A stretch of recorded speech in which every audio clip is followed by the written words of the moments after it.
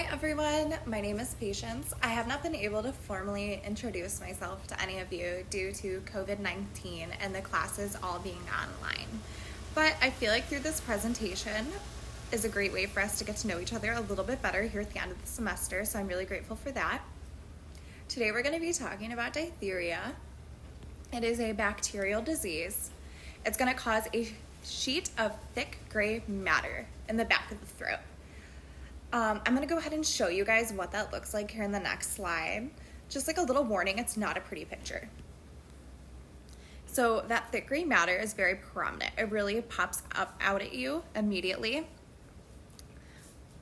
You can see here that the airway is going to be obstructed due to how thick this matter really is. So this is highly contagious. That's because of how it's transmitted. It can be transmitted through airborne droplets and saliva. A simple cough and you come in contact, or a sip of someone's drink, or just something like that can put you at risk for getting it transmitted through you.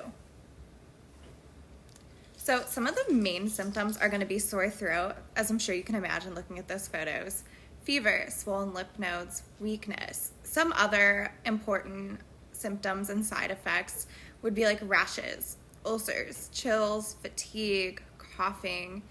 Even the worst case scenarios, you can expect death.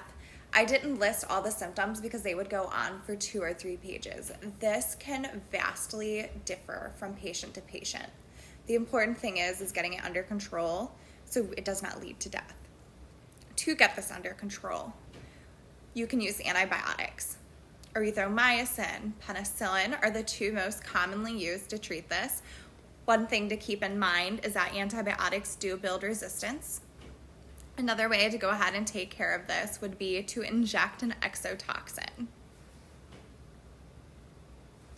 If you don't want to feel this way and go through that, we're lucky to all have a Tdap vaccine.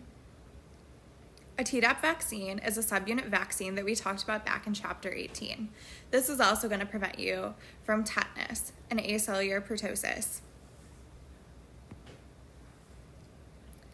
So as we talked about earlier, this is a bacterial disease, and it's going to come from an agent known as Chlorinium bacterium diphtheriae. I hope that's how you say it. After learning that, I would like to test your knowledge of what we learned due to the genus. If you want to go ahead and comment what you think the genus is in the comment section, that would be awesome. Next, I'm going to tell you about the pathogenesis. But in order to do that, it's important to know the definition first. The definition is the development of a disease. So next, I created a draw-along activity for us to learn about the pathogenesis. So I will go really slow to give you time to draw with me. This is what it's going to look like. From a cellular level, it's going to be a gram-positive cell with a club-shaped rod. It's going to begin with the exotoxin here. That exotoxin is going to break up into 2 units. Subunit A, as you can see here in the purple, and then the receptor binding at the bottom. So what's going to happen is you're going to have a host cell with a binding receptor. That subunit A is going to attach to the host cell. Later on, the host cell is going to start engulfing that subunit right there.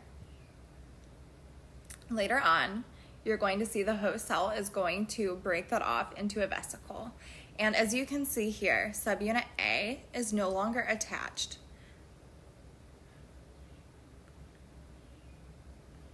Even more so, subunit A is going to break off and it's going to flow into the cytoplasm of the cell. That's an issue because that will block protein synthesis from happening, and it's going to lead to cell death. Thankfully, here in America, we have less than 20,000 US cases per year. I have this chart from the World Health Organization back in 1980 showing back then where all the vaccines took place. You can see here that blue is more than 90%, and we can be really grateful that everyone has the Tdap vaccine here. But if you look like over here and see all the red, that's less than 50%. So that's a little troublesome due to those places being less than 20%. There was an outbreak in Yemen in 2017. If you want to learn more about what happened, I did put the link down here for you to go ahead and read that article. A little recap though, they did have 333 cases and 35 deaths. The World Health Organization did step in. They went ahead and took care of it in Yemen, very similar to how they're taking care of COVID here in the US. There were pop-up testing treatments. There were new hospitals that were pop-up as well to help with building. They donated money for antibiotics and vaccines to the people in need. This went on for 51 weeks. I did put a chart in here that was in the article showing the case numbers and the deaths. Thank you guys for listening to my slideshow. I do encourage you to ask questions in the comments, and I will be very happy to answer them.